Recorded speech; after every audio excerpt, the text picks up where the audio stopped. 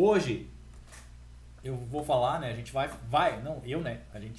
Nós vamos conversar sobre reanimação cérebro cardiopulmonar, né? Então eu vou trazer aqui conceitos básicos, coisas que antes da gente ir para aquele modo mais avançado e tudo mais, e técnicas mais elaboradas, digamos assim. Mas antes da gente ir mais a fundo e entrar de cabeça mesmo, tipo, vasopressina, adrenalina, epinefrina.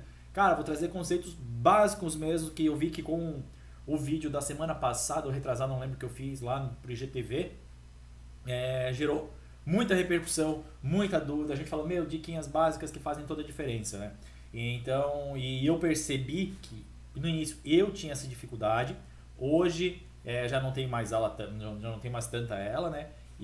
Mas foi de que muito tempo estudando, muito tempo treinando e fazendo reanimações com sucesso e reanimações que não tiveram sucesso, né? Não é a reanimação cérebro-cardiopulmonar assim, não é toda a situação que a gente acaba conseguindo ser efetivo ou fazer com que o paciente retorne ou com que o paciente retorne e depois permaneça vivo.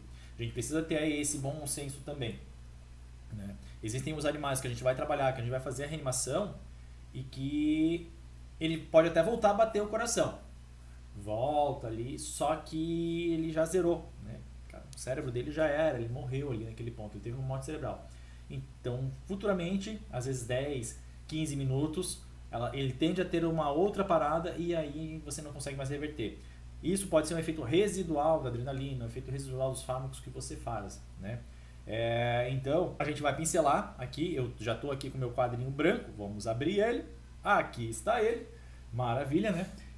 Pra gente, aqui, já deixa eu botar nosso título, né? Então, RCCP, antigamente chamada de RCP, né? Que nada mais é do que a ressuscitação cérebro cardio pulmonar. Antes era só cardiopulmonar, né? Ressuscitação cardiopulmonar. Por que acabou tendo essa mudança, né? Muitas vezes, eu já falei isso antes, né? Tipo, o cérebro, ele acabava desligando, né? Então, tipo, você fazia o coração voltar, fazia o paciente voltar a respirar. Eu falei, tipo, muitas das vezes, às vezes o paciente voltava a respirar, voltava com batimento, mas ele não voltava, né, a parte de raciocínio, voltava a consciência, né, raciocínio, né, a parte de consciência, né, o paciente não acordava daquele coma, então acabava se dando como morte cerebral. Eu já vi situações, né, esse paciente ele marcou bastante, né, foi um cachorro que ele foi fazer castração, né, lá na UFPR a gente tem muita UMIS, né, então que é a parte de social, né, então foi fazer as castrações sociais, aí esse paciente veio, foi feito o procedimento, no que terminou o procedimento, tudo, o paciente ele estava sendo transferido da sala de cirurgia para a sala de recuperação, né, dentro quem conhece a UFPR, quem já foi para lá sabe,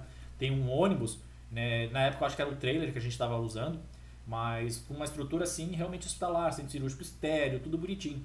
Então foi feita a anestesia do paciente, ou foi feita a cirurgia do paciente, e ele foi né, para a parte de recuperação. E ali nessa parte de recuperação, o paciente ele acabou, eu não estava junto, eu acompanhei a parte de reanimação dele, né? E aí nessa parte o paciente parou, começou a ficar cianótico, tudo, ele teve uma parada respiratória e depois de um tempo parada cardíaca. Nesse meio tempo o pessoal levou, tava lá era o trailer, né? Tava dentro da universidade, então levou para UTI, eu tava na UTI, a gente fez todo o processo de reanimação. Tubão o paciente, massagem, adrenalina, toda aquela parte. E o paciente voltou, né? Então, depois de acho que uns 3, 4 ciclos, a gente vai conversar um pouquinho sobre o que é ciclo, sobre os ciclos de reanimação, né? Daqui a pouco. Então, a gente voltou, o paciente voltou a bater, voltou a respirar, né? Ficou ali. Isso foi numa sexta-feira, ele ficou vivo, né? Assim, respirando, coração ativo, tudo, por quase 48 horas. Ele foi morrer assim, foi parar de vez mesmo lá no domingo. E sem retomar consciência, sem nada. Realmente, tipo, nesse meio tempo, a hipóxia pode ter ocasionado algum tipo de dano cerebral irreversível, né? e a gente acabou perdendo esse paciente por isso. Vou abordar primeiro assim, ó, gente, a gente precisa aprender a identificar parada cardíaca, identificar o ritmo de parada. Esses aqui são os dois pontos principais para você ter ou não ter sucesso na tua reanimação, tá, gente? Vocês precisam identificar a parada, né? E identificar o ritmo dessa parada. Como assim, Bruno, ritmo? Parada tem ritmo? Agora sim, né? A gente vai conversar um pouquinho mais pra frente, mas tem um estilo de paradas, tem dois tipos de parada que eu vou abordar mais com vocês, tá bom? Depois, primeiro passo. Primeiro passo que a gente faz para começar uma reanimação: massagem. Segundo passo, respiração. Terceiro passo, medicação. Quarto passo, desfibrilação. Gente, eu vou abordar esses 4 passos aqui. Esse aqui é o passo 0. Então a gente vai começar a falar de identificar, massagem, respiração, medicação, desfibrilação. Não sei se essa palavra desfibrilação existe, mas eu botei porque eu achei bonitinha. Ó, o primeiro passo, que é na verdade o passo 0, esse passo aqui, gente, você só vai conseguir fazer ele se você está ligado, se você está ali em cima do paciente, tudo. Se você está sentado olhando para ele, sem ele estar monitorado, sem você estar escutando, sem você estar tendo uma monitoração efetiva, você não percebe que o paciente morreu na hora que ele morreu, né? Que ele parou na hora que ele parou. Então, a primeira parte, assim, para identificar, monitoração. Gente, o paciente crítico que está a ponto de parar, ele obrigatoriamente tem que estar monitorado. Tá, gente? Ele obrigatoriamente tem que estar monitorado. A gente só não vai estar monitorando um paciente que parou se ele chegou parando ou se ele chegou parado. Agora, se é um paciente que ele chegou na emergência, você botou para dentro do internamento, a primeira coisa que faz nesse animal é acesso venoso e monitoração. Vai botar eletro, vai botar oxímetro de pulso, vai botar manguito de pressão, sabe? É monitoração. O paciente, assim, ó, Bruno, não tem UTI, Bruno, não tem semi-intensivismo, não tem. Você tem um centro cirúrgico, você tem um monitor. Você tem que ter, você precisa ter. Né? Se você não tem isso, gente, assim, vocês têm que entender que quando chega, vê o que dá pra fazer e manda para outro lugar, porque o paciente vai morrer na mão de vocês e vocês não vão fazer nada. Tá? Então isso aqui, ó, paciente crítico a ponto de parar, aquele paciente, chegou mal, uma sepse, piometra, cara, tem que monitorar. Então vai botar no eletro, vai botar na pressão, vai botar o oxímetro de pulso. O oxímetro de pulso não vai só na língua, tá? Então pode ser na orelha, pode ser no dedo, pode ser no rabo, pode ser aqui, ó, no lábio, pode ser no prepúcio, pode ser na vulva.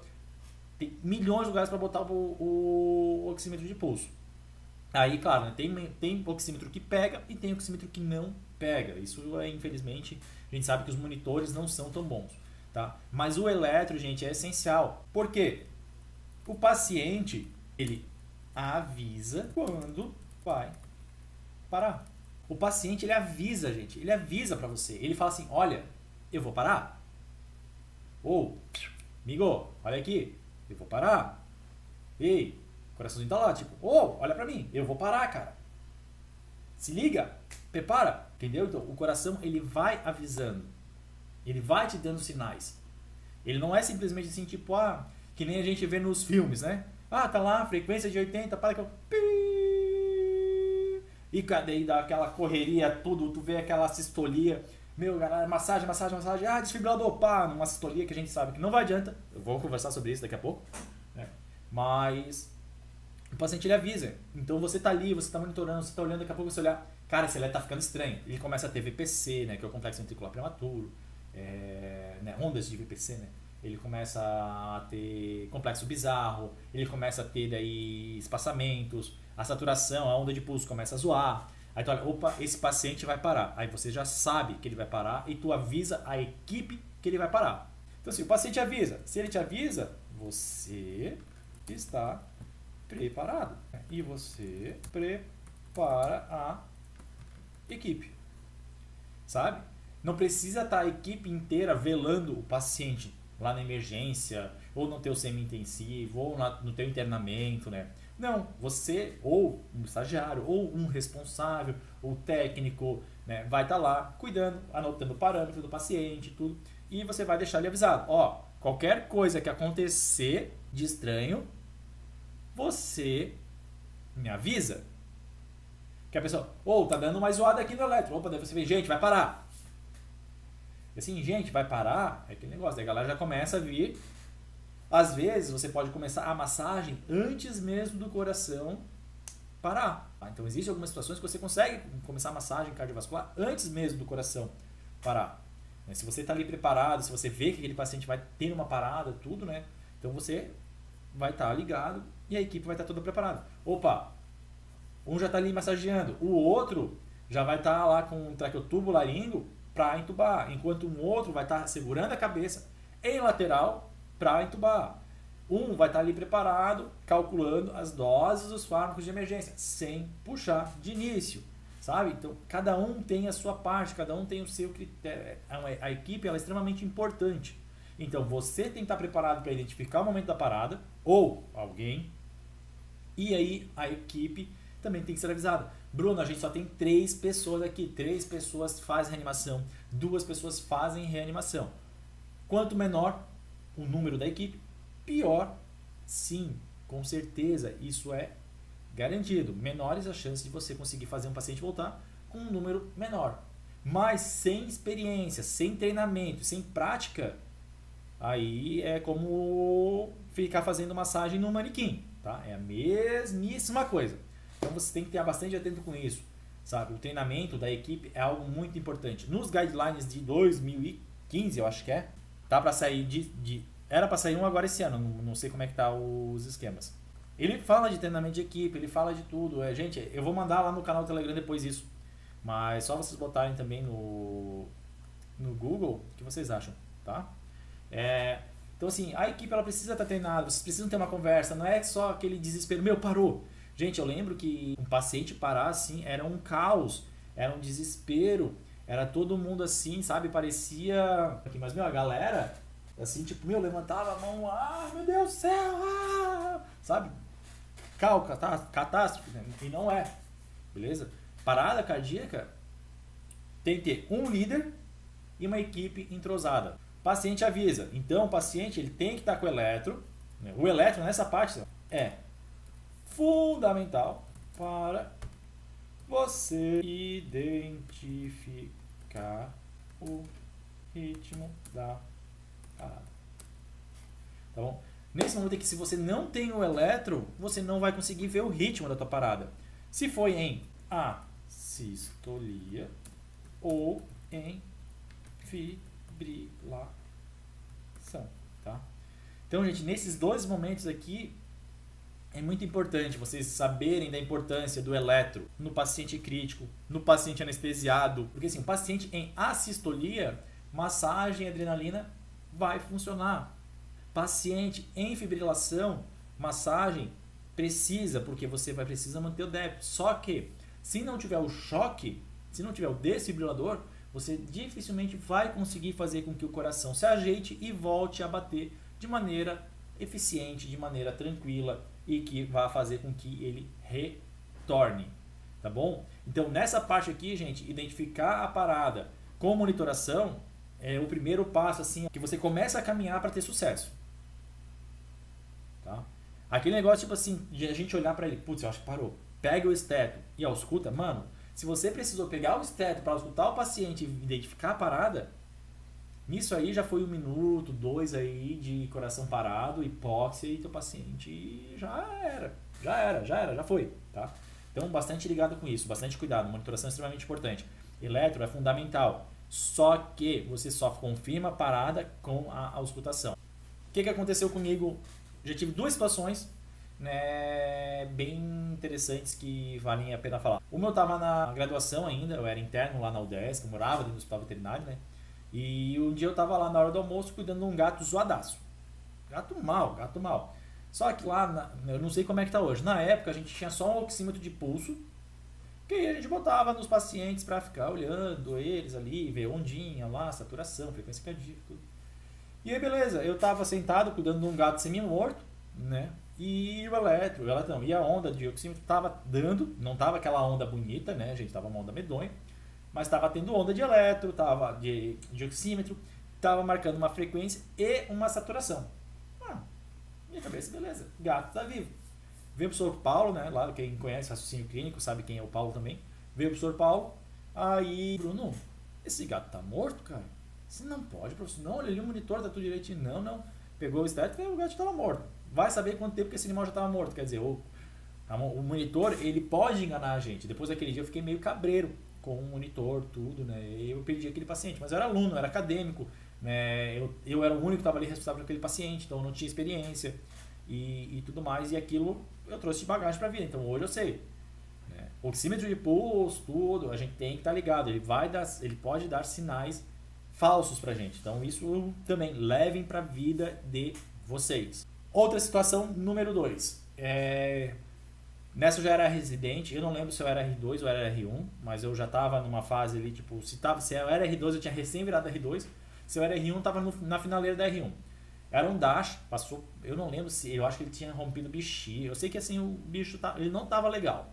Tava lá na UTI, eu passei a noite com ele, o paciente passou a noite inteira estável, bem, mantendo pressão, mantendo tudo. Chegou 7 da manhã, 7h15, e ele começa a dar umas zoadas no eletro. Ele assim, puta, esse bicho vai parar. Esse bicho vai parar, esse bicho vai parar. Aí nisso eu já abri a porta, né? Que lá o UTI, quem conhece o UFPR sabe, a UTI é sempre porta fechada, né? Abri a porta e gritei, gente, vou precisar de ajuda aqui. Só que nesse horário é um horário difícil, porque residente não chegou ainda, então a gente tá pouquíssima gente no hospital. Daí eu gritei, tá trocando, e nessa hora, tipo, é a hora que troca os enfermeiros lá. Nossa, terrível. Mas beleza, comecei a gritar lá, gente, vou precisar de ajuda, eu preciso de ajuda. Aí veio 2 pessoas lá, a gente começou a fazer massagem. Começamos a fazer massagem, começamos a reanimar, fazer os ciclos ali tudo. Mas chegou um momento, né, daí chegou o veterinário responsável e falou assim, cara, deixa, não, acho que já não adianta mais muito o que tentar. A gente parou tudo, cara, eletro desse paciente, perfeito, melhor do que muito animal vivo. Onda bonitinha, tudo, né? Mas coração parado. Então você pode ter atividade elétrica sem pulso.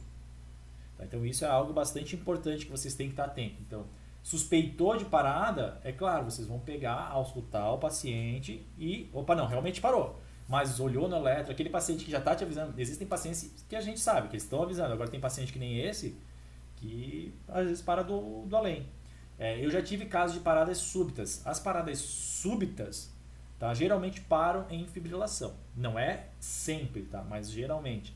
Isso acontece muito em animal estressado demais. Eu tive um sagui, uma vez que eu tive parada assim por estresse.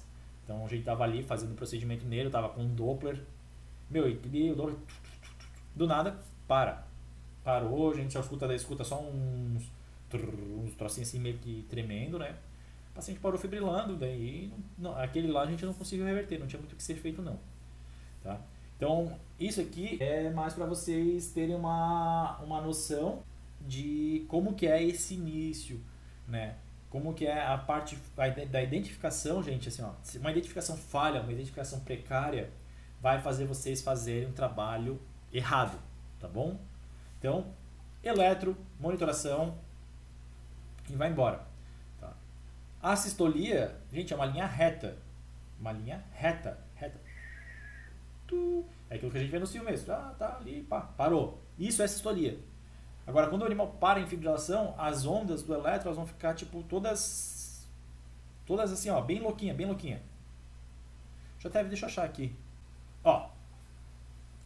Aqui, gente, ó. Aqui está. Então você vai ver esse tipo de onda assim, tá? Bem bizarra mesmo, sabe? Mas ela é contínua, né? Então você vai ver esse tipo de situação aqui acontecendo, né, no seu paciente. Então, isso aqui é uma fibrilação atrial. É assim que você vai enxergar a fibrilação no paciente.